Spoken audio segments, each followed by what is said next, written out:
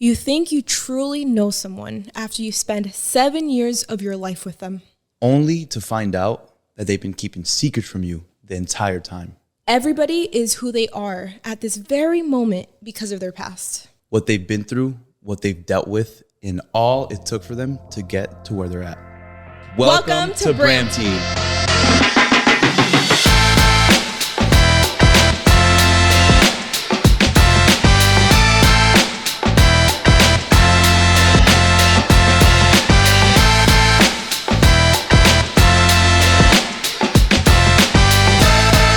Hello, I'm Bramty. Hi, I'm Luis. And we're the Bramfam. Bramfam. But today, we are known as the Bramtea. We are the spillers of tea. You're here today because you are here to listen to tea. Because, you know, I always deliver the good tea. I always bring you the gossip. Right, babe? Yep. Am I wrong? You're always bringing the hot tea, and you're good at spilling tea, drama, beef, drama. Yes. So. And you're toxic a little bit. Anyways, but everybody loves a little bit of toxic because why are you with me? Because you're toxic. And you I need like that it. in my life. And you like it. So today, guys, it's our first episode of our brand new podcast, Bramtea. So if you guys don't know, basically my name is Bramty. We're known as a Bramfam. But since my name is Bramtea, it's kind of like a play on word for Bram. So my name's spelled Bramty. But it just goes perfectly with Bramtea, tea. Mm-hmm. And everybody knows I love spilling tea and just talking. And who doesn't like gossip and drama? I feel like everybody. It's in their nature. Everybody participates in drama. Everybody participates in gossip. It, right? So we decided to come together, create a podcast of not just Luis and I, but also friends, family. Anybody that has tea to spill, tea to offer is more than welcome on our podcast because this is what we're about. We're also about just basically like giving you guys knowledge. Yeah, knowledge, being relatable. Yep. So you guys can relate to our issues, our drama, our problems. Other people's dramas, other people's issues. Exactly. And just basically it's going to be a good time. We're here to relax. As you can tell, we're both dressed very comfy. This very is like casual. a very chill vibe. Chill vibe, you know, and that's like the vibe we want you guys to have. Everybody to feel like family. When you're listening to this, you're like family. You're sitting in, listening to our problems. Guests are beyond. I want you guys to feel like family. Yep, exactly. So we just all talk openly about anything. Nothing's taboo. Yep. So we, in light of this being called Bramtea, we have our teacups. Yep. Cheers to our first episode. And in my teacup is not tea. I have wine in here. I have nothing. But we brought water here because we know our mouths are going to get very dry because we're going to be doing a lot of talking, a lot of tea spilling. And, you know, it's just a good vibe. So welcome to the first episode. So basically for the first episode, what we want to do is basically bring it back to the past 7 years, basically telling you guys what we've been through that you have not seen on our YouTube videos. Like what we've been through behind the scenes, mentally, emotionally, in our marriage, in our family, everything that's been going on that we just never showed you, how we came to be. Mm-hmm. We just want to kick it off with you guys getting to know us on a deeper level. Like before we even went on YouTube, before all that stuff, how we met. Yep. How I found out I was pregnant, how I was literally like, first time I'm going to say this, but we have so much stuff that we've never talked about or mentioned because we knew we wanted to save it for like in a special way, either like a book or a podcast. So how I found out I was pregnant, like I was literally at an abortion clinic, like thinking about getting an abortion, how he proposed to me, how it was like the worst proposal ever. All right, I'll redeem myself. How I had so much drama with his mom, like just literally giving you guys like the inside scoop because I've been telling you guys of all of our drama since the very beginning of our YouTube career. That's why I'm known as Bramtea. Yep. But like, let's get in depth. Let's like really get deep. Like, let's dive deep into all that. So we're gonna start from the very beginning. So I think we should talk. We think we should start with how we met because people don't really know how we met. And I don't think we ever shared our story because our story is pretty crazy. It's pretty unique. And I feel like the universe pulled us together and nobody really knows like about that. I feel like if we were to say, because usually people have stories like, oh, he slid in my DMs or something. or I swiped left on with the tongue, but I feel like ours is so unique and it's kind of crazy, like a story you just don't believe. Yeah, because when we started dating, it was like before social media was like a big deal and all the dating apps and all that's going on today. That wasn't really a thing. That didn't exist. And we were young. Yeah. We didn't even have phones barely, remember? Yeah. So, yeah. All right. So basically, our families basically already knew each other. Mm-hmm. And our family were like mutual friends. And the reason why they were mutual friends wasn't for a good reason. It wasn't? no, because your dad knew my cousin's husband and they both were into drugs and selling drugs. Yeah. So my dad wasn't like a really good person. Yeah. And so her cousin's husband is Cuban and my dad's Cuban. So they're like bestest friends. Yeah. And they were both known in our little city as like the drug dealers. And if you needed drugs to go to them. They had a bad reputation. Like in general. Like with everything. I can't even start to explain. Yeah, it was, But basically, so my family already knew of your dad. Yeah. So when we started dating, my mom was not for it. Like, remember, my mom hated you. My brothers hated you. Because they had a bad picture of me because of my father. Yeah, because I feel like if Penelope were to like have a boyfriend and we knew what her parents did, we would, you know, so like it makes sense. Yeah. But okay, so and we're from like a small town. Yeah. So that's why like mostly everybody knew each other. Yeah, all the Hispanic people kind of knew each other, like who knew who you were basically. Yeah. So Luis already had a little reputation going on. He was a little even though I didn't do anything. I didn't. No, I did not you weren't a bad boy. You were a good boy. But you had a little rep already. Yeah, you know, rep. Because of where you came from. Yep. So basically, like first time we ever encountered each other, it was at a family party, and we were like young, 10, like 10. That's crazy. Like if you really think about it, we like crossed paths when we were like 10, young. That's crazy. I feel like we crossed paths two times or three times before we even like really dated or met or whatever. Yeah. So the first time we were at like a family party, and I was just. You know, usually all the kids hang out together. So we were all hanging out together. And I remember Luis was the only one. I remember this. You were by yourself. I was on the couch. Tell them why you were by yourself and who you were texting. All right. So I had that time I had like a freaking Razor. One of those little Razor phones that flip. And I had just got that phone, and I had my first like little girlfriend, like, you know, texting, whatever. And I was on a couch and like at 10 years old, I could never. I'd get my ass beat having a boyfriend at 10 years old. It was different. Yeah, that's true. But in the Hispanic culture, like you can't have a girlfriend. But yeah, the first time I met him, he was not hanging out with any of the kids. You were on your phone texting your girlfriend, and I remember just thinking like, he's weird. Like, why is he just like, we're 10 years old? Like, go play outside with the ball, the football. Like, I was depressed. I was probably going through like a fire breakup. I don't know. I don't remember. Anyway, so that was the first time we crossed paths. It wasn't really like we didn't even talk to each other. It was just like we knew we were both there, but just like never spoke. No, yeah. So then fast forward, my mom gets married to my stepdad. And this is like this is embarrassing. Part. This is embarrassing on my end. What's embarrassing? Because of the way you treated me when I first approached you. Oh, you're talking about that? Yeah. Okay. In middle school. Yeah. Okay. So my mom gets married to my stepdad, and we move into his house, and I have to change schools. And I'm the new girl at this school, 8th grade, right? I'm the new girl. It's my first day of school. I'm nervous. I have no friends. I don't know anybody. And it's lunchtime. We're in the lunch line. Now that I think about it, I feel bad. You feel bad? Yeah. And I'm telling you how I remember, right? So we're in the lunch line, and I'm waiting in line by myself. Like I'm already scared. Like I have no one to sit with. She's like a loser, basically. Damn. I was a new kid. She was dressed weird. She had some weird shoes on. I don't know. All right. Anyways, so I'm in line waiting to like get my lunch, and I see this boy in front of me, and I was like, he looks so familiar. You saw handsome. No. Okay, so then you're in front of me in line, and I was like, I poke you on the shoulder, and I'm like, hey, do you remember me? And you turn around and you're like, what? First of all, like personal space, excuse me. Who are you touching me? Anyways, and I remember you were nervous. And you want to know why? Who were you next to? Who were you standing next to in line? So I had just like got like a little girlfriend. I was in 8th grade. Don't say little girlfriend. That was like your first official big girlfriend. Oh my God. Don't we're in 8th grade, babe. Yeah, but it was like your first, was it your first like love? It was like my first official like, hey, you want to be my girlfriend? And like we like were actually dating basically. Luis. Babe, I was in 8th grade. Here's the thing with me, right? I don't care about Lewis's past. Like, if he had girlfriends, I don't. I feel like you low-key do. I don't. Like, every time your brother, like, literally his brother brings up his ex-girlfriend's name. Exactly. To, like, mess with me and piss me off, and I don't care. This was his, like, first official real girlfriend. You know why? You love her?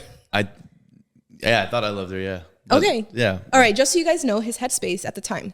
So I poke him in the shoulder. I'm like, hey, like you look so familiar. And he turns around. He looks very nervous. And the reason why was because his girlfriend was standing right next to him.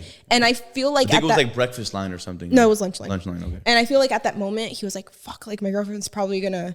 Were you nervous because you thought your girlfriend was gonna bitch at you later? Like, who the fuck is that girl or something? I don't remember. I honestly don't remember. You don't remember any of that? I remember like that moment, but I don't remember like what I thought in my head. Well, from my point of view, you were very nervous. So I just like contributed it to, because your girlfriend was next to you. And obviously your girlfriend, a random girl's coming up to you like, hey, I remember you. Mm-hmm. So I was like, hey, I remember you were at my aunt's party. And you're like, what? And I was like, you're at my aunt's party. And he literally blew me off. He's like, no, I don't remember you. And he just turned around and ignored me. And in my head, in the beginning, I was like, yes, like I'm going to have someone to sit with. Like I'm not going to be. And that's how you win a girl over like that. What girl, me or your girlfriend? I ended up winning over by treating you like shit. You did not win me over because of that, I'm joking, honey. I'm joking. Let's not forget that you wanted me, and I literally swerved you. Yeah. All right, we'll get to that part. So anyways, so he just rejected me. He made me feel stupid, and I was like, damn, like I don't have, it was literally my first day of school. So then fast forward, we graduate 8th grade and we go to this like summer basketball recreational thing. Because I was very athletic growing up. Like I did. You're like a tomboy. I was a tomboy. I have 2 brothers, so I was like very into sports. So did track in 8th grade. Then she ended up doing basketball that summer, soccer, everything. So we both are playing basketball, and obviously like we're always going to this recreational like indoor basketball court to play like and practice. So I'm always seeing him there. So I live like right next to that place. I literally lived in the apartments right next to that place. I used to walk there every day. Yeah. And our parents ended up signing us up for the same program. So we ended up like we just saw each other a lot. Again. And I remember like at that time, like he had just broken up with that girl, the one from the lunch line. Yeah. So he was like going through a little heartbreak. So he was like flirting with me a lot. And it was like we had our first kiss there, which is fucking crazy. But we did not start dating there. Like that magical first kiss. I literally, after that first kiss, like I had my first official boyfriend, like the one. Hey, bro, let's talk about that, bro. So we had our first kiss because, how do we have our first kiss? Because I bet her like on a basketball shot. Like I can make the shot. I shot it from half court and I swished it first try and I got the kiss. I wanted that kiss, man. What can I say? With that kiss with those braces? We both had braces. We both had braces. So anyway, we had our first kiss, and then we start freshman year, and this kid... And we didn't go to the same school. We did not go to the same high school. We didn't go to the same high school. And I remember he would not leave me alone. Like, he would blow my phone up 24/7. Like, I'd be like, hey, I gotta go. Like, I'm going somewhere. And I would come back to my phone an hour later, and I'd have, like, literally 10 texts from him. Like, hello, why are you ignoring me? Okay, I see you don't like me anymore. And that shit was so fucking cringy. That was so cringy to me. That was the biggest turnoff. Me? Yes, you. Don't act. I know. It was the biggest turnoff. And I was like, this kid's too... because I was heartbroken, bro. You were going through a heartbreak. I was like, this kid's way too much for me. Like, I fucking can't deal with him. Like, he can't even, like, give me an hour to myself. Yeah, so I remember one time, she was working at Publix, and she was bagging groceries, I think. You went? No. And remember, like, I was blew her up because she wouldn't text me back for hours, and she ended up being at work. Yeah. It was bad. Yeah, it was really fucking bad. But anyways, so I was like, I can't deal with this kid. So I was obsessed with you, baby. You were obsessed with me? Yeah. So, more than your ex-girlfriend? Yeah. Why did it take you so long to answer that? Why the fuck did it take you so long to answer that? Why you gotta bring her up, man? Who cares about her? When people say I don't care about her, they care about her. What? No. Anyways, so then I just kind of ignore him. I never talk to him again, and I get my first official boyfriend, right? Like, this is my first official... Can I talk about it? Or yeah, no? sure. I feel like people should know. Yeah, of course. You can talk about it. I don't care. Okay. I care, but I don't care.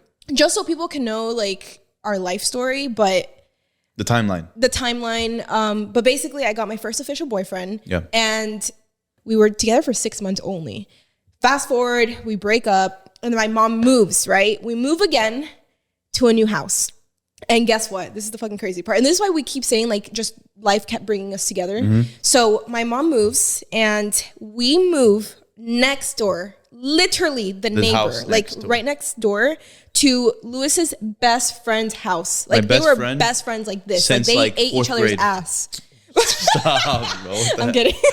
No, but they were like butt buddies. Like they loved each other. We grew up, we were like together since 4th grade, and we ended up doing like Boy Scouts together. We ended up like playing basketball all throughout middle school together. Like I went over his house every weekend and slept over every weekend. So you guys can understand that, like I wasn't moving over to like his friend's house. It was like his best like my brother house. Almost and like it just happened to be right. Like I had no idea. And me and remember this, like you and me weren't even talking. No, we hadn't talked in like a year to year and a half, 2 years maybe.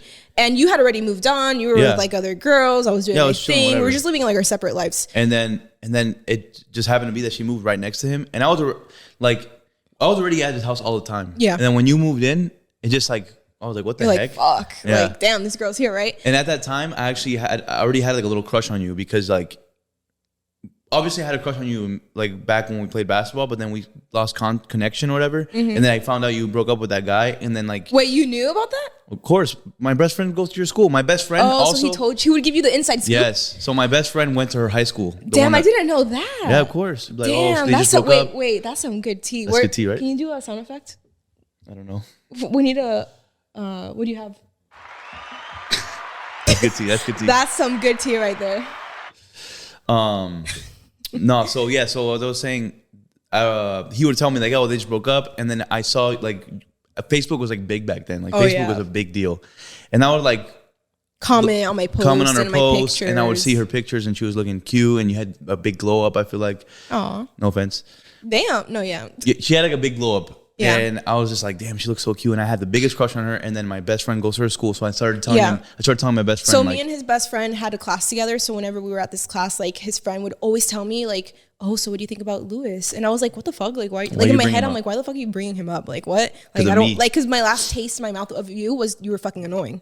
So I was like, why the fuck you bring like, you know what I'm saying? Yeah. You know, so I was like, why the fuck you bring him up? So he would bring him up all the time. Because I would tell him, I was like, yo, can you bring me up to her? Like, ask her what she thinks about me, bro. So basically, I would always see Luis basically playing outside because the neighbor, his best friend, had a basketball hoop outside. So I would always see you there playing. And then that's just how we basically started dating. We started like talking, hanging out. Yeah. And then you asked me to be your girlfriend. We ended up started texting, and then I started sneaking over your house, like because through my window. I used to sleep over at my best friend's house just to sneak over to Bramty's house and through her window. Yeah, and I remember this is so fucking bad. I remember I would like turn my TV on because I have a TV in my bedroom, and I would put the volume kind of high, like I was watching a movie and I'd lock my door, and you would sneak through, and we would, you know what teenagers do.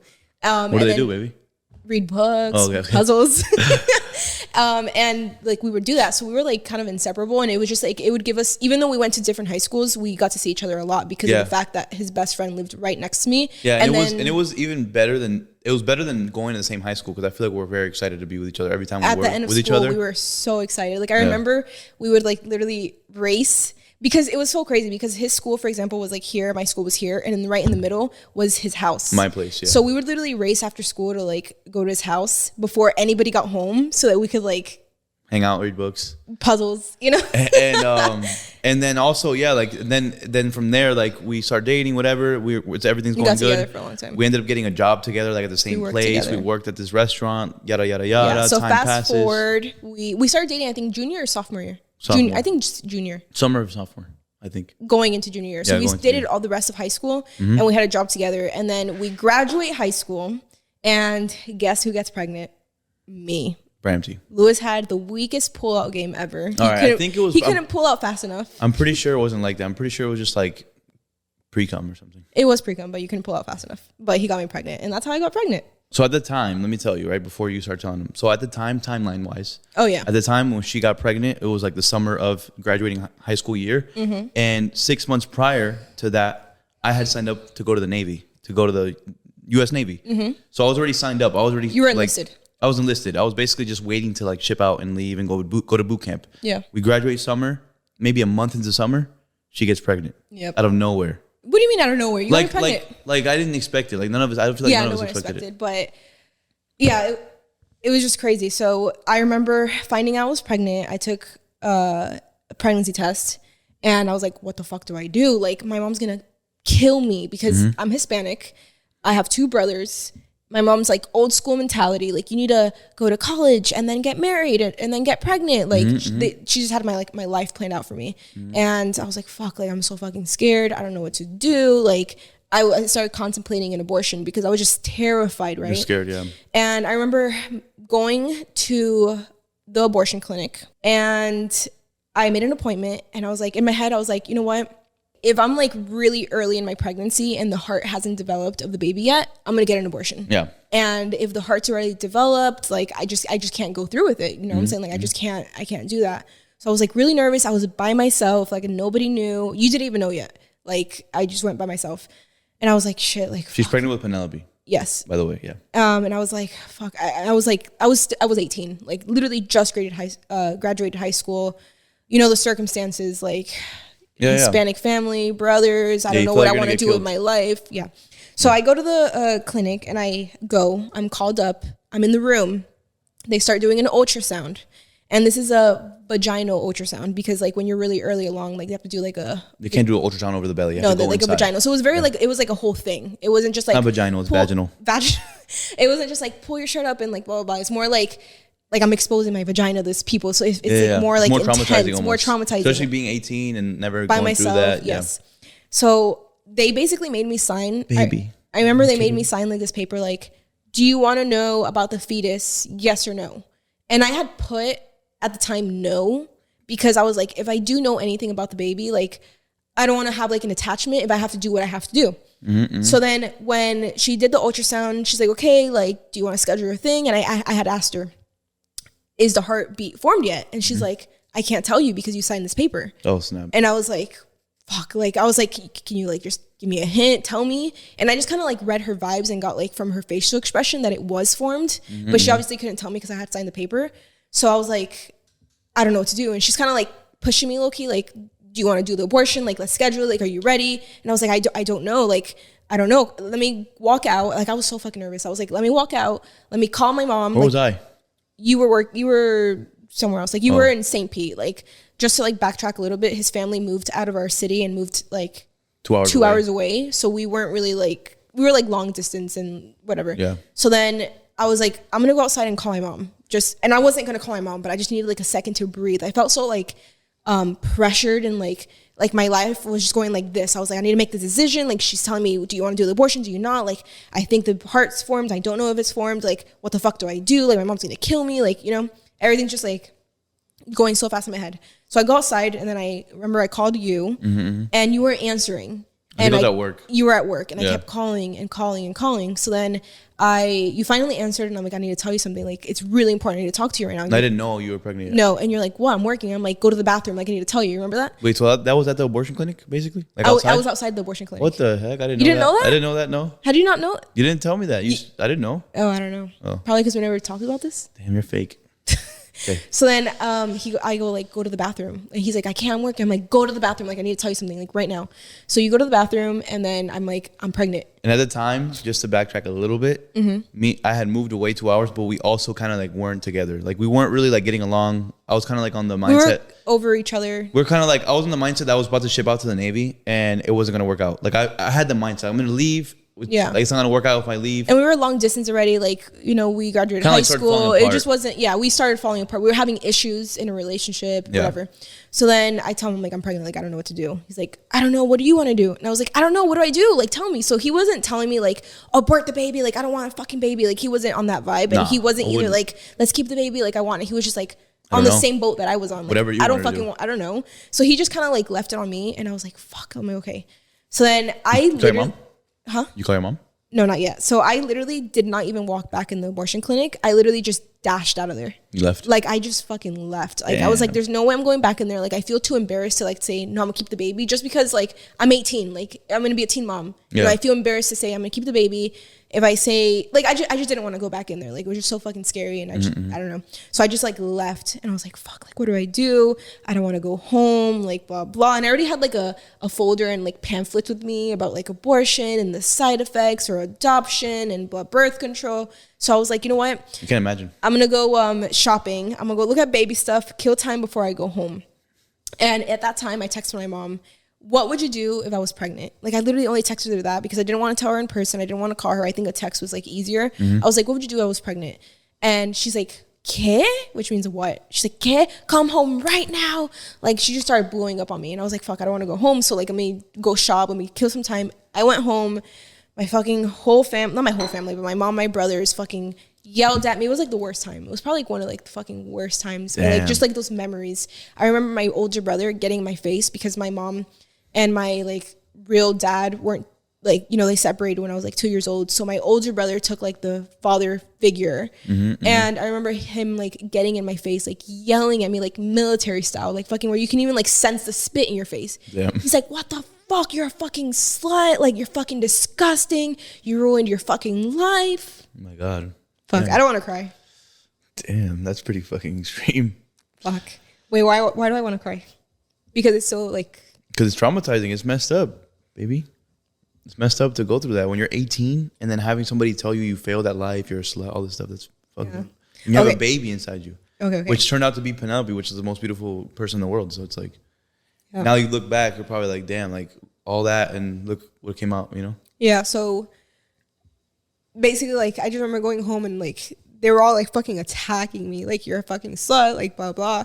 And my mom's like, you're gonna get an abortion, and Richard's like, I'm gonna make your fucking appointment to get an abortion. Like, I don't give a fuck. Like, I'm not gonna have a sister that's pregnant. What? Yeah, like they were like basically deciding my life for me. So then I remember just going to my room and I just like fell asleep because I was like in the early stages of pregnancy, so I was like really tired.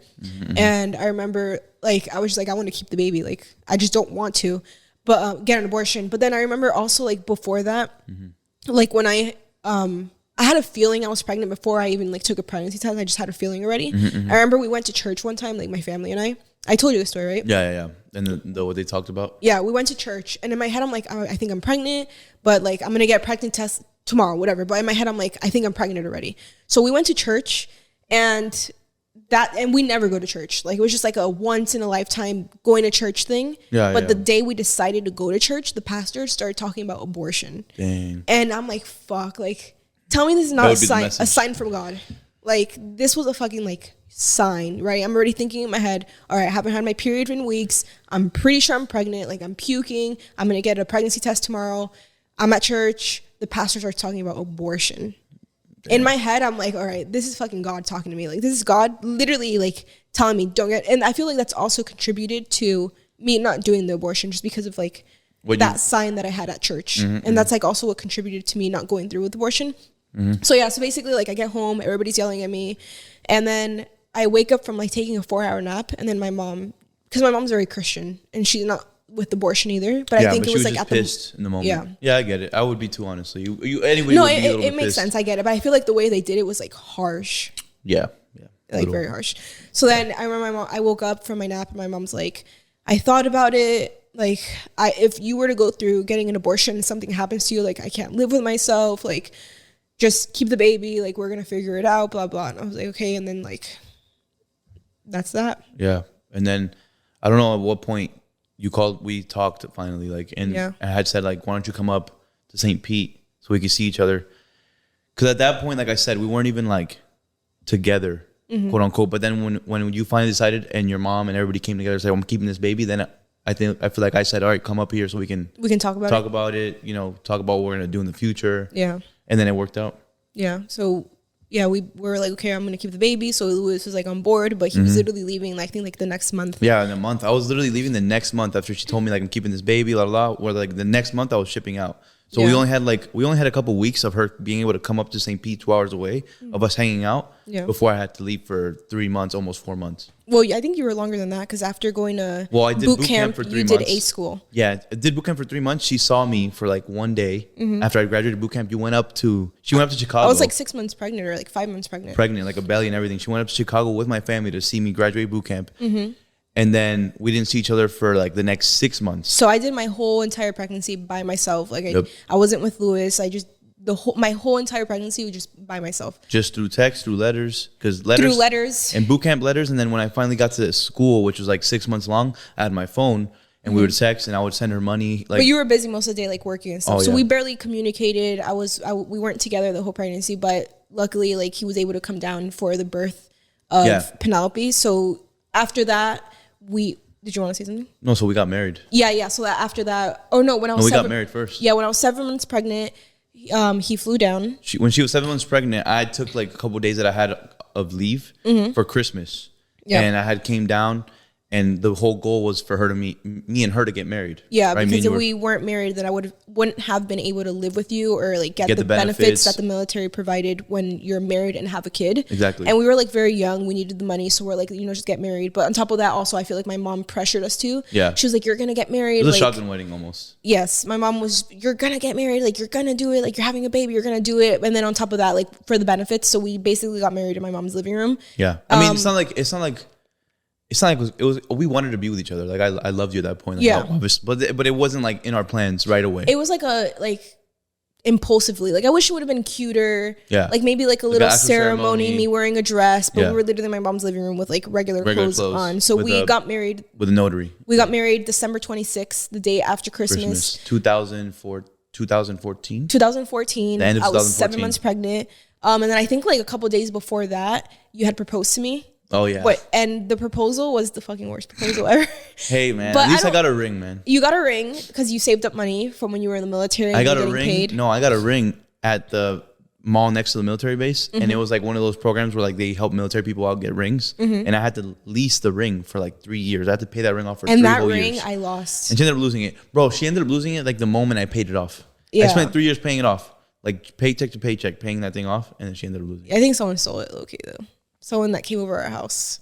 I'm not gonna say any names, but I think someone really fucking. No, I really do think so. Yeah, I really do think. Because it's just like the coincidence. Like I never lost it in the 3 years that I had it. I always took care of it. And then this one person comes over to our house and it's gone. And this person was known for stealing. I'm not going to say any names, but fuck. No, that's what I think, honestly. But I remember how you proposed. Yeah, let's go back to the proposal. Yeah, so like the way he proposed to me was I was like 7 months pregnant. But I mean, I can't blame you. You were like fresh out of high school. Like, you know, I feel like these huge proposals are more for like adult, mature men that have money and like their life together, and they have like time to like put in all this effort into a proposal. But basically I was 7 months pregnant. I was laying in my room and he goes, "Put the blanket over your head." And I was like, okay. So I'm just laying in bed and I have the blanket over my head and I'm like in the dark, suffocating. I can't breathe. And he goes, "Okay, take the blanket off." And I'm like, "Here." And he was so monotone too. Yeah, and you were so monotone back then too. The thing is, that's another thing. I just got done with boot camp not too long ago, so I was still brain dead. You were like a zombie. I was still like brain dead. Because they put you through so much shit in boot camp in the military. In 3 months, your whole life will change. Like you get brain dead. Like your social skills are gone. You're just like. So I don't blame it. I think it's a funny story, you know. But basically, like he's like, "Here," and I was like, "Oh, thanks." And then he just put it on me, and then like that's how he proposed. And then like the week after we got married in my living room. But so that's basically like the first big chapter of our lives. How, you know, we met, how we came to be, like just everything you heard, like everything we went through. And I feel like that is definitely like what made us who we are today. Like had like a little. No, had a big impact. A big impact. Yeah. Yeah. So before we get into the second part, I want to ask you some questions. I'm sure you have some questions to ask me in regards to everything we just spoke about. Yep. Maybe you have some questions you've never asked me before.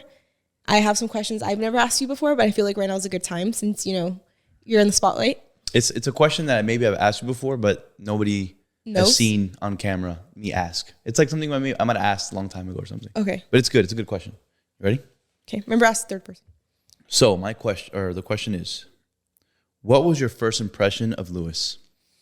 Thought you had a big ass head. Are you serious? I'm kidding. No, be serious. Okay.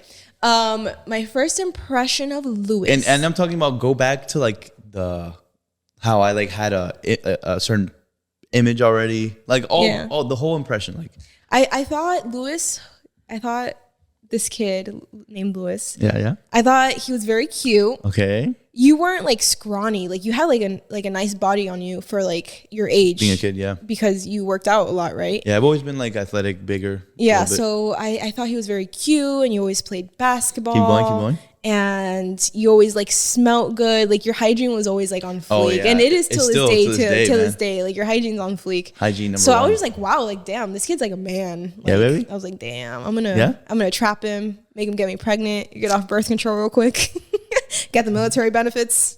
Wow, baby, that was beautiful. Yeah? Yeah. Wow, baby. Thank you for that. You're welcome. Did I never tell you that? I mean, not really. Not in that nice. Not in that sense. Not in that sense, because you're not that nice. Like you mostly I like fucking with you. Yeah, you joke. But you fuck with me too all the time. Yeah, it's okay, baby. All right. Your question? So the audience wants to know, what was your first impression of Bramty? Let it all out. Luis hates being cringy, but just let it all out. Let your feelings out. I have things seriously. And let me just say, like, he doesn't like showing affection because he was never shown affection. Yeah, I had like a fucked up childhood. Yeah, so it's hard for him. So I have to really get it out of him. Yeah, and then I want to tell you certain things, but then I also want to fuck with you at the same time. Okay, like, do a mixture. Okay. So I thought you had big ass teeth. I thought you were going to say titties. No. I thought you were going to say big ass titties, and then you said teeth. What a fucking asshole. Damn. No. I thought you were really cute. But you really thought I had big teeth?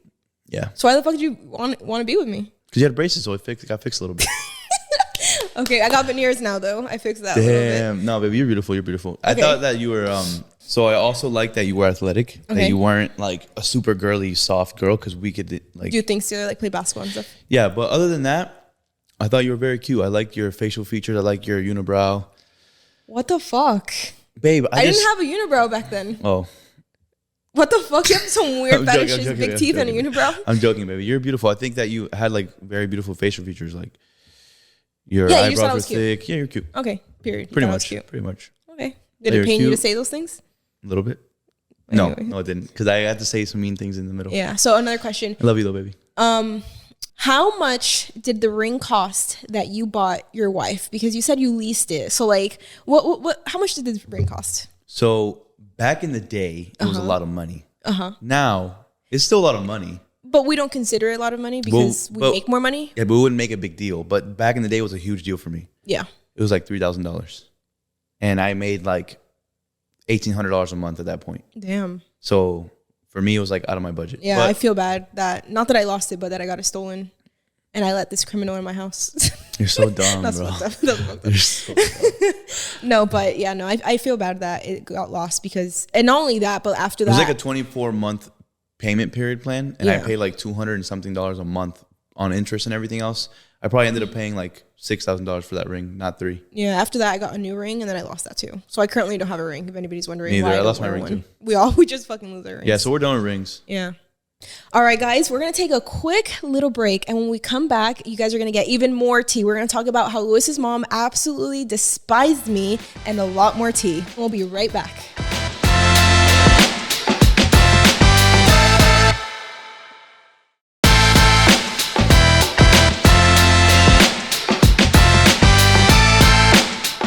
Chapter 2 of our lives, right? We're going to talk about how the universe really said, all right, you want to spread your legs open? We're gonna put you in a new state with no family, no friends, no support. Fresh marriage. You got to learn how to be married, learn how to run a household, pay bills, be parents, all at the same exact time. Like the universe really said, like we're just gonna throw you guys out here and you guys figure it out on your own. Yep. And that's exactly like what we had to do. That's what we did. And I'm grateful for that because we definitely struggled. We definitely had our problems in our marriage, our problems individually, like learning how to enter our adulthood, how to learn how to be ourselves, because it made us who we are today. Yep. You know, like I feel like the people who are successful in life aren't because they just get it handed to them. I mean, yes, there's some cases. But I feel like when you're really successful, like you really have it all figured out, like you're really tough mentally, like everything is because you struggled to get where you went through the mud. You got out the mud. Now listen, right? I feel like me and you are fearless at this point in general in life, like to move, to go here, to go there, to leave family, to not leave family. It doesn't matter to us anymore because we did all that already. We experienced it at an early age. Yep. And so basically we moved in to Virginia because that's where you got stationed. Yep, I got stationed in Virginia Beach. That was my first station in Virginia. And our first apartment, we were how old? I just turned 19. I think you were still 18 or maybe 19. I don't know. Because I'm 6 months older than him. Yeah, so we had just turned like 18, 19 or whatever. I was in the military. We had just got married. She gave birth. Penelope was 2 weeks old. So I just gave birth 2 weeks before we moved in to our first apartment. So I had to get our first apartment. Let me just tell the story. I had to get my first apartment over fax, like over a fax machine. Because back in the day, like that's how you sent paperwork. Like you couldn't just DocuSign. I feel like I feel like it's fax and faxing stuff over. And I didn't get to see the apartment. We didn't get to see the apartment before we moved into it. Only through pictures, through like the website of the apartment where you just like scroll through the pictures. But the pictures are like taken when the apartment's first constructed. So when you move in, it just looks like crusty, and it was like carpet, and it was like. We didn't know what area it was going to be in, like if it was a bad area. Because we didn't know anything about that area because we were literally just moving there for the first time. So our first time visiting Virginia Beach was like literally the day we moved there. In. Yeah. So we basically moved in. Penelope was 2 weeks old. The next day he goes to work. I have to learn how to be a mom by myself because like alone. Prior those 2 weeks, like I obviously had family help, but I had to learn how to just basically take care of my daughter, how to like maintain the household, make sure my husband was happy when he got back home, all while being very young. And then you had to learn how to... I had to learn how to like be responsible for bills, for more than just me at that point, because we're living together, for bills, just like grocery shopping and running errands and going to work early and getting off and being considerate as a partner, just like patience, just so many things. But we obviously like had a lot of issues. Like we had a lot of issues, and I'm not ashamed to say that because there's no such thing as a perfect marriage. If you have a perfect marriage, please come on our podcast and tell us what your tips and tricks are, because nobody has a perfect marriage. Nobody does, right? We had so many issues because first of all, we were young. We didn't know how to be married, right? Like we had our little high school relationship where it's just like little drama here and there. We never lived together. We didn't know how to like respect each other's boundaries. We didn't know like, you know, things that you liked, I didn't like, you know, in regards to like being in a household and relationship stuff. So we had to learn all of that, and we had problems when it, like, I feel like one of the main problems that we had, and it's something that literally took me a long time to get over, was financials, money. Yeah. And I feel like that's such a big factor in marriages. And I think it's like one of the top reasons why people get divorced. Yeah, it's sad. Because finances. It's sad like how money can literally make or break a marriage. Yeah. It can make or break a marriage if like you put all the importance behind it. And also if you like, I don't know, I feel like if you make that a focus in your marriage. But unfortunately, money is what makes people survive, how you pay bills. Money makes the world go around. If you have no around. money, like it just causes problems. So basically, Luis was the only one working. You were the one with the job. I was a stay-at-home mom. And we only had one car. So I took the car literally all day to work, and she stayed home by herself. So Luis was the only one getting paychecks. I obviously couldn't work because we had a baby. And I remember since he was the only one getting paychecks, like I had no money at all. And I remember I had a credit card, and he put a limit on it for $100 for the month. She had a credit card that was under my account.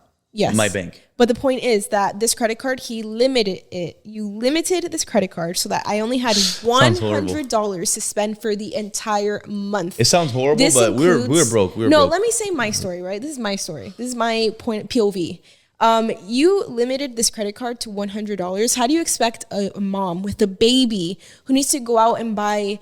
Hey, I bought everything for you, baby. I got groceries for us. I had us all set up. Yes, babe, but kids grow. They need new clothes. Me as a person, like, I want to be able to go out and, like, drink a coffee, like, go out and do something. But I was, like, limited to this $100. I'm not gonna lie. Now that I think about it, it's a little extreme. It's extreme. It's a little bit extreme. I was just and this was for, like, a very long time. This was, like, because we lived in that apartment for only a year. So for the whole entire time that we lived in the apartment, I was very limited to money. He was very tight on money, and we'll get into the reason why, which I get, but I feel like you did it in a very extreme way. That I was just like very resentful. I felt so miserable. Like my day-to-day life, I was just very miserable. And I didn't mean it to be like that. I just had like a bigger goal in mind of buying a house. Yeah, I wanted to buy a house, which we eventually did. But I feel like we did. But thanks to you.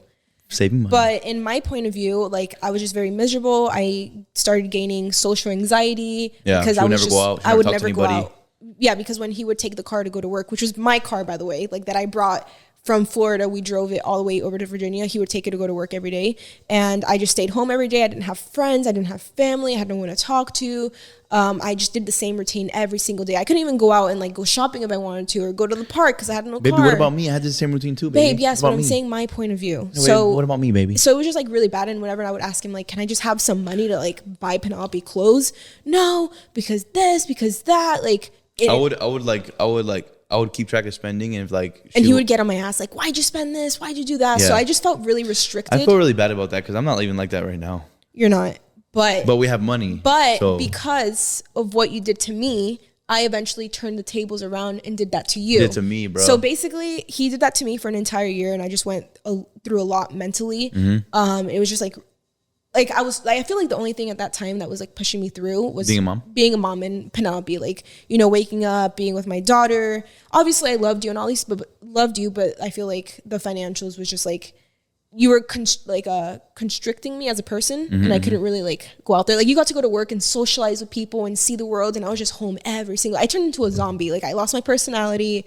Like it was just like, and I feel like a lot of moms can relate to this, that when you're a mom and you have no one to talk to and you're just home all day, like you lose your personality, you start getting social anxiety, you don't know how to talk to people when you go out. I remember going out and I would stutter when I would talk to people because I just forgot how to, you know, like it was just like, What? Damn. What do you mean? You forgot how to? You forgot how to talk? Like I knew how to talk, but like if I always drive through, like, what do you want? I'd be like, you nervous? Yeah, because I didn't know how to talk to people. It's a thing. Trust me. Look it up. So trust me, when we go tonight, when we're in bed, when we get home, vas a ver. I'm gonna bring up the website. I'm gonna show you, and you're gonna apologize to me on your knees. So, anyways, what was I getting to? Oh, yeah, you had social anxiety. Oh, yeah. So it was just really like a tough time. But then finances. Fast forward. Let me wait before you fast forward till you did it to me, because enseguida we want to go to like you did it to you. Let's talk about why I was like that with money. Because you were saving it for a house. And we bought a house. We ended up buying a house a year. Listen, let me talk. And we already mentioned that I understand why you did that. No, but let me talk. We only spent a year in an apartment. Our first year living together in an apartment, right? We said that. After that first year, that next year, we bought a house. And we were still like 19, 20. Yeah. So I had saved a lot of money, tax returns. Yeah, we get it. You saved a lot of money. You made me have social anxiety. And you didn't care about me. You had me like a dog in the house, and you saved money. We get it. Okay, I get it. I'm grateful. We get it, babe. I'm saying my story. But you haven't painted the picture. The first apartment. Yes, I appreciate you. You saved money. You made us get our first house. You're very mature for your age. But I'm just saying my point of view, that what I went through. The end. Anyways, let me paint the picture. So then fast forward, right? So annoying. I start YouTube, and we're going to go back in time a little bit to talk about why Luis's mom like hated me. But in regards to like financials and why I did it back to him, this is kind of like a psychological thing. I feel like, because we did go to couples therapy, remember that? So basically, like, fast forward, I start YouTube and I start making a lot of money, and I did not even tell you how much money I was making, because I was like, why the fuck would I tell him? Like, he doesn't tell me how much money he makes. He restricts me. He puts limits on my credit card. Like, I can't even ask him for $20. So why the fuck would I tell him how much money I make? By the way, I didn't take my money and go spend it on hookers and shoes. I was saving it for us, just in case. Just in case people think like, oh, he saved his money, he was using it here and there. No, I wasn't doing that. No, yeah, he was prostitutes, hookers, drugs. No, yes, we know. We said it. We heard it, babe. We heard it. You saved for a house. I don't like you painting a picture that I'm a bad person. But I'm just, you're not a bad person, but I'm just saying that you did it in an extreme way, right? Okay, baby. It wasn't like I wasn't home by myself scratching my ass, right? I was taking care of our daughter. And anyways. So then fast forward, I start making money on YouTube, and bitch, let me tell you. She didn't tell me. I started making more money in 1 month than Luis made in 1 year in the Navy. Guys, in 1 fucking month, I went from making nothing, not having a penny to my name, like nothing. Having $100 on her credit card that I limited her on. Yeah, to making like thousands. And I was like, what the fuck? Like, holy shit, fuck him. I don't fucking need him no more. Independent woman. No, but you didn't give that vibe. You didn't give that vibe. Do you know? Oh, bitch. You didn't give that vibe though. No, listen. And he fucking, you literally, I used you, bro. No, you suffered inside. I didn't suffer. Like, you were low-key jealous. No, I wasn't. Yes, you were. Like, you didn't like it. Because I remember I would go shopping all the time. Like, when I started getting money, first thing that I bought myself, my big purchase was a car.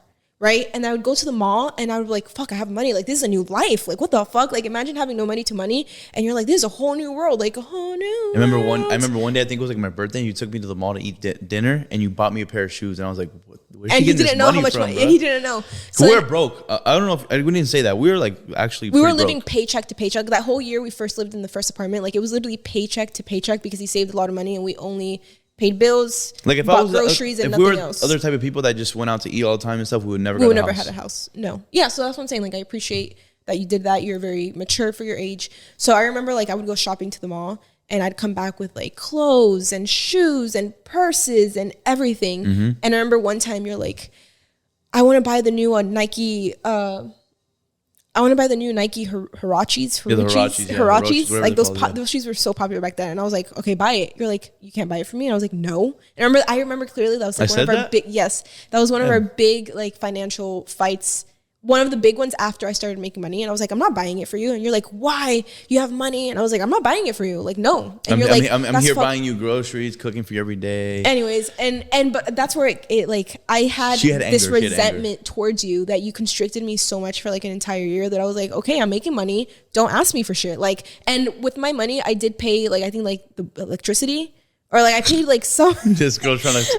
You're trying. No, but so I didn't hard. just pocket everything. Like I bought groceries. You saved it. You saved a lot of money too. I bought groceries and I paid like the electricity and the Wi-Fi or something like that. Yeah. Like, and I contributed, like, you know, so we were like half and half. No, and then also like she started offering to go on trips to DC, and I would pay for like the trips that we would take and stuff like that. But when you personally wanted something, I was like, hell to the no. Like, you fucking made my life miserable for the whole year. You're not getting shit. Why the fuck are you asking me? I had to wake up at 5 a.m. go to work for 10 hours, and my wife wouldn't. Yeah, and I would wake up and laundry, dishes, clean the house, take care of your kid. When you came back, take your boots off, like everything, right? So we were both going through our own things. Anyways, so I just remember like I restricted him from money, and I was like, why the hell does he think he's entitled to my money when I didn't even know how much he was making a month? So I remember it's not worth it. If I told you, you would laugh at it. Whatever, you're not getting the point. So then I was just like, I didn't tell him anything about my financials. I bought myself everything. I didn't buy you anything. And it was just like kind of like a resentment I have. And it's like a revenge. And it took like a really long time, like a few years for me to even like share my financials with him, or even like have him be part of like what I made, in the sense of like, okay, you can use this money to spend like on when you want. But like, I was very like restrictive of it. Like, why are you spending money on this? What are you doing? Because it was like my money. And then also, since he did it to me, I wanted to do it to you. And it was just kind of, I feel like it's a psychological thing. You know what I'm saying? So that was like one of the really big issues that we had in our marriage. But then once you got out the military and you started like contributing more to YouTube, I feel like that issue got resolved a bit. Yeah.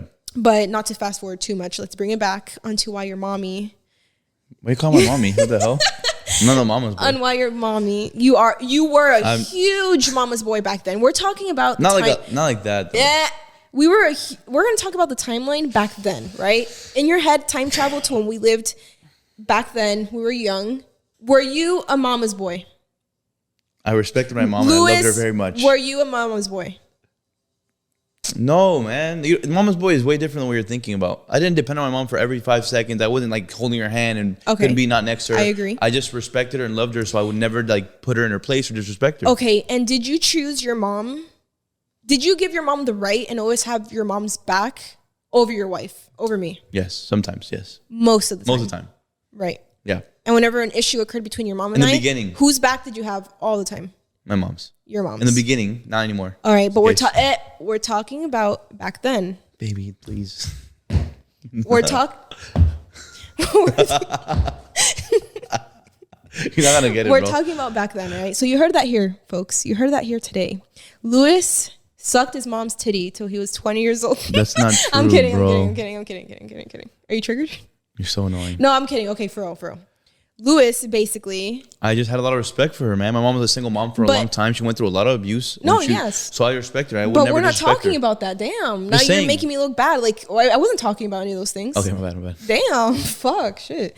No, we're talking about the fact that whenever there would be an issue between his mom and I, and it was never an issue of disrespect. It was never like that, right? Yeah, it was never a big issue. It was more of like his mom has very strong personality, and I have a very strong personality. But his mom was very like cold, didn't share emotions, didn't show emotions, very RBF, resting bitch face. Yeah. So it was very hard for me. Always, all her life was like that. To form a bond with her. And it's really different now. It's very different. Like fast forward 5 years, whatever. It's a whole new story, and we'll get to that like later. But in this podcast, a different podcast, but speaking back then, like time traveling to back then, it was just very hard to form a bond with her. She was very cold. She never showed me emotion. We never conversated. It was just like it was very cold. So, and not only that, I feel like, I don't know why in the psychological reasoning, but your mom never had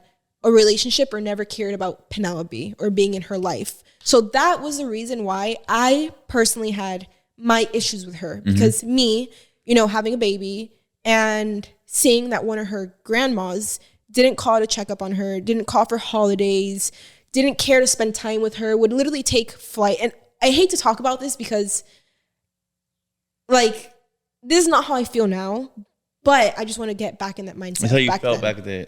This is how I felt back then. My feelings aren't like this now, so I just don't want anybody to think it like it is now. But this is how it was back then. I'm just talking to you as like past tense Bramty. But like your mom would take flights to other places. Cuba or here or there.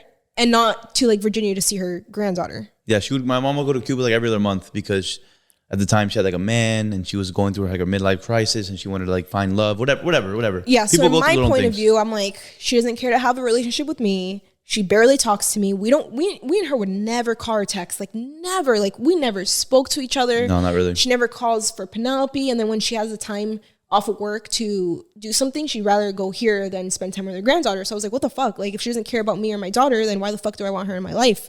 And that was my mindset back then. And I don't think I was wrong. Was I? Do you think? No. I don't think I was wrong. So I basically like restricted her from seeing Penelope because I was like, if you don't care about me, if you don't care about her, why do you want to see her? And I feel like I had the right to feel that way, but Luis didn't see it in that way. But I was in the position where I was in the middle, and I'm thinking like, and don't take this wrong way. This is how I'm putting myself back in that mindset. Yes. I was thinking like Bramty is using Penelope as like a tool against my mother, and my mother's upset about it. And my mom would tell me like in my ear, she would say like, "You're not a man. How are you gonna let this happen? Like you as a man need to like put your foot down and say no. Like my mom is gonna see like that type of stuff. You know what I'm saying? My T-style like old school shit. Like hey, I don't give a f about your wife. You need to be the man. You need to tell her this, and this. And then in my head, I'd get like all hyped up and mad or whatever, and I'd go to you. And then I'd go fight with you. With me, So then I'd be in the middle. And that lasted for like years. But he wasn't you weren't in the middle when it came to, you were in the middle with both our interests. You were in the middle and with your mom's best interest. Yeah. And you never thought about me. So that was like another huge issue besides like financials. I think the only two big issues that we had was just basically like your mom and then money. Mm-hmm. So we were just like in a very rough patch. Like we weren't really communicating. Like we were just constantly fighting a lot. And let me backtrack a little bit. This stems from my mom not liking you, and you not liking her. Stems from all the way from when we dated. It didn't come out of nowhere. Yeah, because I feel like we haven't talked about that. Like, what's the reason that out of nowhere they just started hating each other? Or my mom didn't like you. Honestly, to tell you straight up, like I have no idea. Like if I were to tell you back then, like if you were to ask me, why did your mom not like you? From the beginning? From the beginning, I'd be like, it's going to be really stupid. I'm going to say it really fast because it's not that like big of a deal. Do I know this? I think I've told you before. What? It was like okay, let me ask you. Why did your mom not like your girlfriend at the time back in the day? Back in the day, it was my mom had she had a picture of Bramty based on like one experience. What was? Was when we were like at my best friend's party that one night.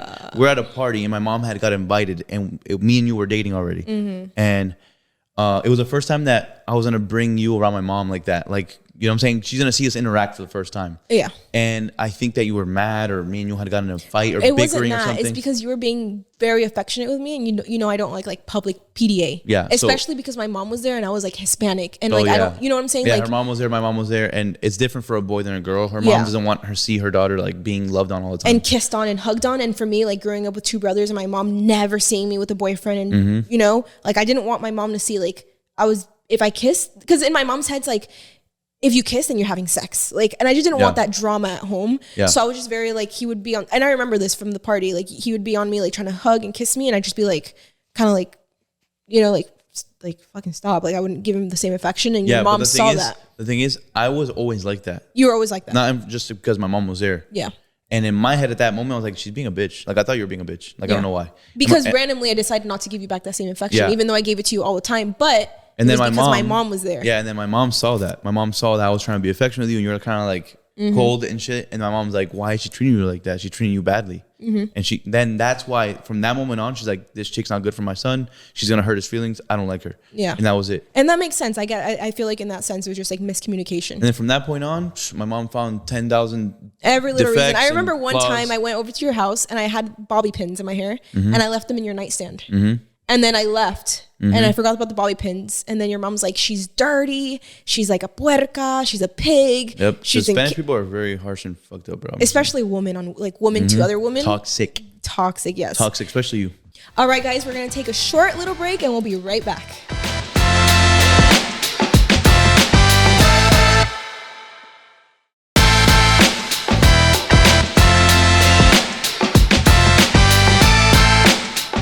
So that's like basically the reason why his mom didn't like me. So fast forward, I have baby, whatever. Honestly though, my mom didn't do anything wrong. You're the one that's wrong.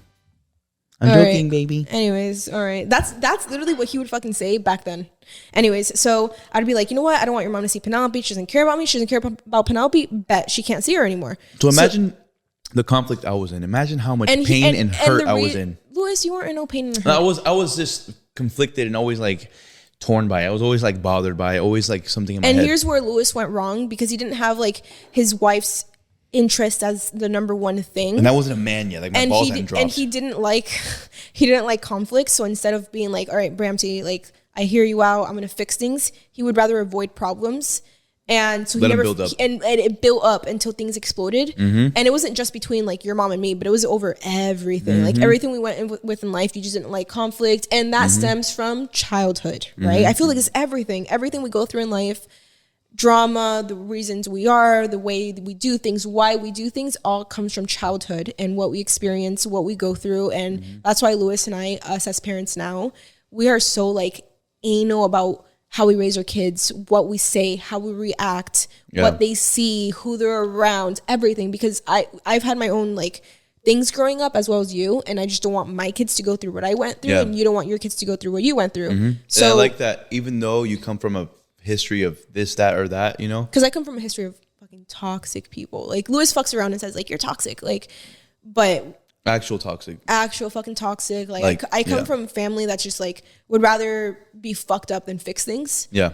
And then you come from a family that just never spoke about their feelings. Never spoke of their feelings. Abuse. Like, just physical and mental stuff, like abuse. So like that's the thing I love about us though, that we're like at a point where we, instead of following that path, we're kind of like we broke the chain. We both are in that same mindset. Some people are weak and they can't break out of that cycle and they just fall into the same and then they trap their kids in that same thing, and it's just like a repetitive cycle. So me and her will sit back and be like, well, we went through that. I don't want my kids to like go through that. Have that as parents, we can't do that. No. And we'll like step back, which is perfect. Yeah, and I love that about this. I feel like, not to pat our own backs, but like straight up, and I'll say it with pride, but you and me we're fucking amazing parents, and everybody tells us this all the time. Like our kids are our number one priority. Thank you, babe. Our kids are our number one priority. They're mental, emotional, physical, like everything. Like we think about it all the time. But yeah, so basically just Luis, from his childhood, you never learned how to communicate or show. When you showed affection, you'd get your ass beat. Or I mean emotion. You get if I showed like some like extreme emotion like crying or tantrum, it wasn't like I wasn't allowed to show those emotions. You weren't allowed to speak on why you felt that way. Instead you would just get like, I wasn't allowed to have an opinion. Like if I said I'm upset because this and this, like no, you're not upset. I told you no, that's it.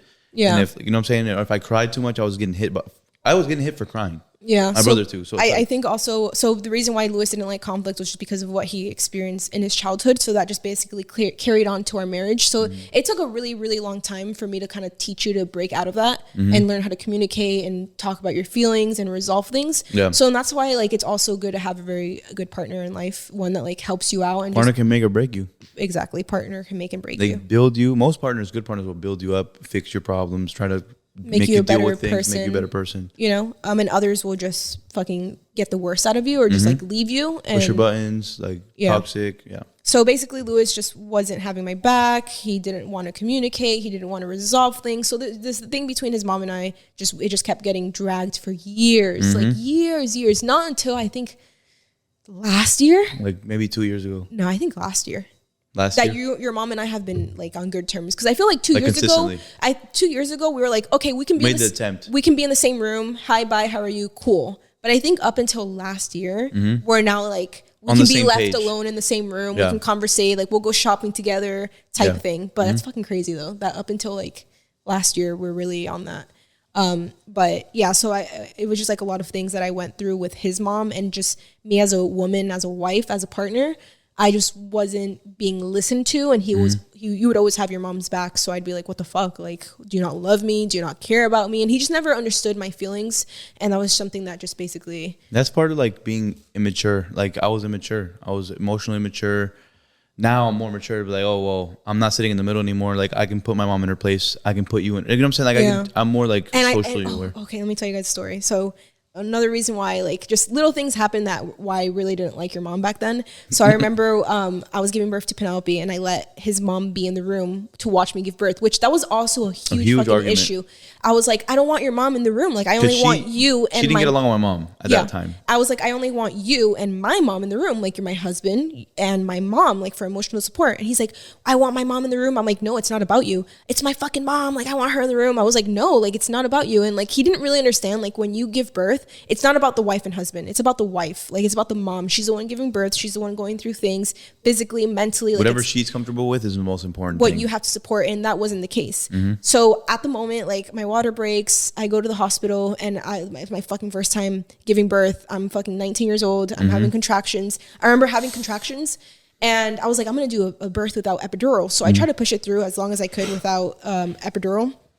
And at the time, I was just so focused on like my contractions that literally we had my mom, your mom, your brother, and your aunt, who I never fucking spoke to in my whole fucking life, in the room, watched my birth. Bro. It was the fucking worst fucking memory ever. And I remember while my legs were wide open and I'm literally pushing. People are probably like right now like, what aunt? Why would the aunt be there? No, it was fucking just because I was like, I couldn't think. And I wish you. I'm gonna explain why too. Like why my aunt and my mom and everybody else was in there. Like why that is, but why? Because it's Cuban people. Yeah, it's Cuban people. They just want to be there. They just want to be like involved. They think everything's like just fine. Nothing's taboo. Everything's fine. You can see your vagina. You can see So I whatever. remember and I wish you would have had my back then. Like, all right, Bramty, like you're about to give birth. Everybody out. Only what my wife wants. But you didn't have that mentality, and you just had your mom's back 18. Most of the time. So I remember I just wasn't even involved with like who was in the room. I remember pushing, and I remember your fucking mom and your aunt taking pictures of my vagina while I am pushing.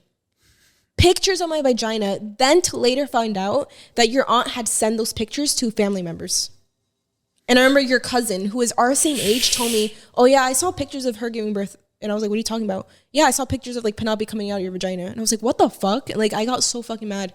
Like, so just like things like this, like it was just like no respect, no consideration. Like it just made me not like your mom and just hold this grudge against her, and she didn't care about me. Like she only gave a fuck about like seeing the birth. She didn't ask me how I was. She didn't even ask me one time after I gave birth, like, how are you feeling? Or like, you did good, like good job, like nothing. It was just like very fucking cold. So I didn't have really like the best experience with his mom like those past few years. But like I said, like fast forward, we're not obviously in that place anymore. Better. But that was just kind of basically like the time, like in that moment of our lives, we were having problems financially. I didn't like your mom, but on the positive side, YouTube started kicking off. And I started, YouTube was now my full-time job. I went from being a stay-at-home mom to now doing YouTube. I was making a lot of money. It was literally insane how much money I was making. And I think it's just like, it was such a huge blessing from God. And I don't know, it's just crazy how like life for me changed from one second to the other. Like I went from social media changed your life. Not having anything. I didn't even have anything before I moved in with you. Like I didn't have anything. All of Penelope's things were literally thrifted, hand-me-downs. We literally like struggled. We had nothing. Our first apartment was a 2-bedroom. It was like 1,000 square foot, maybe less than 900 square feet. All the furniture we had was hand-me-down. Everything was thrifted. Like everything Penelope owned, everything was thrifted. Like that's the only things that we could really afford for her.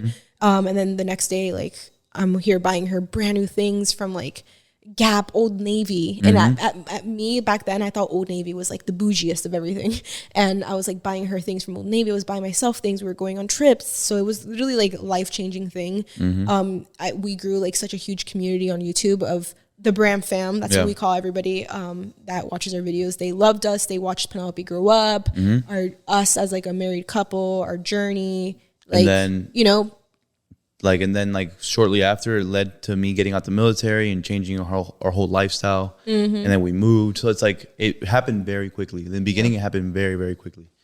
Let's get into some juicy questions. Are you ready? I'm ready. Were you jealous of your wife for making more money than you back in the day? Jealous wasn't the word. I'd say I was curious. Curious. Did you feel intimidated? Intimidated. Yes, intimidated. All right. But I enjoyed it when you took me places. That was good. That was a good part. That was a good perk. I like that. You have another question? Let me see.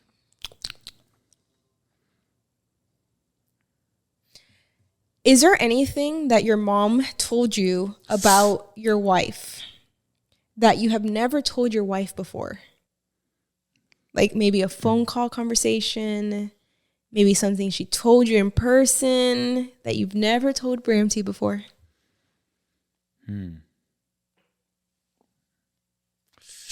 I feel like you have something. Do you have something or not? I don't have anything. Nothing? I really don't. You pretty much know all the shit she talked. Oh, okay. Yeah. I mean, I don't, no, not really. that you're gross, that you didn't clean your house. What the fuck? That. Wait, what, are you serious? Yeah. Wait, why did she say that for?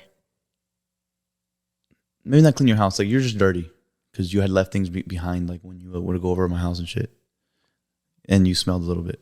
Luis, shut the fuck up. She never said that. I'm joking. Okay, any questions for me? Did you ever think about leaving your husband because you were having too many issues with your mother-in-law?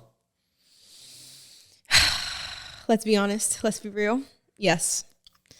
Yes. When? I had thoughts, obviously, because obviously when we were dealing with our issues back then, I'd be like, if this kid can't like put me as his number one and he's always going to pick his mom, like, why the fuck do I want to be with him? Like, you know what I'm saying? Damn. And we were having a lot of issues back then too. So it was just not just that, but it was like a lot of things. So I was like he does this, and he picks his mom as number one. Like, what the fuck? Like, I'd rather fucking go find somebody else. Somebody else? Not somebody else, but you know what I'm saying? Like, I'd rather just fucking be on my own than have to deal with a man who doesn't put me first. So is it safe to say that you were not in love with your husband at the time? At the time, no, because we were having a lot of issues. Okay. I'm pretty sure you weren't either. Yeah, I was. You were in love with me. I've always been in love with you, baby.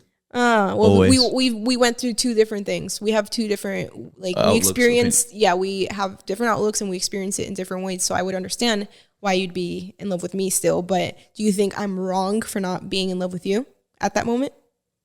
Considering the fact that, like, you never communicated, you didn't have patience, like, you picked your mom all the time, you restricted me from money, like, I was home all the time. Like, do you think I'm right or wrong to feel that way? I think you were right in that moment. To feel disgusted by me. Yeah, I was very disgusted by you. I was so disgusted by you. Damn, I guess it's so. I was still clean. My hygiene was on point. You showered. Yeah, but like your personality and just like the way you like handle things, I did not like, and it was like a huge turn off, and it was an ick. I was like, damn, I should have just left him when he kept blowing up my phone back then in high school. Like, I should have never went back to him. No, I'm kidding. Damn. Yeah, but no, it wasn't like a cute moment. You know what I'm saying? Interesting. But besides that, we're so good you're now. A cheater. I'm not. What the fuck you mean? You I'm said a cheater? You wanted to be with somebody else. Anyways, okay. So back then it wasn't the best, but I'm happy to say that right now we're doing like the best we've ever done. Debatable. I'm joking, baby. Of course. Okay. Anyways, but obviously, like, we still have a lot to talk about from that moment in our lives to where we are right now. Like, we still have to talk about how much money we started making. Like, I think we're going to get into numbers just so you guys can get like an idea. Just all of the, because obviously I was very new to YouTube. All of the people that basically tried my life, like companies, managers, everybody that just fucking tried my life, and me not knowing any better. I thought they had the best interest for me. We're going to talk about other YouTubers that we came across in our journey, the collaborations we did, what was it like meeting them, our experiences, and just basically that's going to lead up to where we are right now in these chairs at this very moment. So we have a lot of tea to spill. You guys know that this is called Bramty. As you know, it says tea, which means a lot of tea is going to get spilled. So get ready. Next time you see us, make sure that you have your tea ready. Cheers to the tea being spilled today. Cheers. Because in the next episode, there's going to be a lot more tea spilled. Make sure you like, subscribe, share this with your friends, and leave us a 5-star review. Because I'm sure your friends would love to hear the tea. So go on and do it. So we'll see you guys in the second episode. Thank you for joining us on Spilling Tea with Bramty.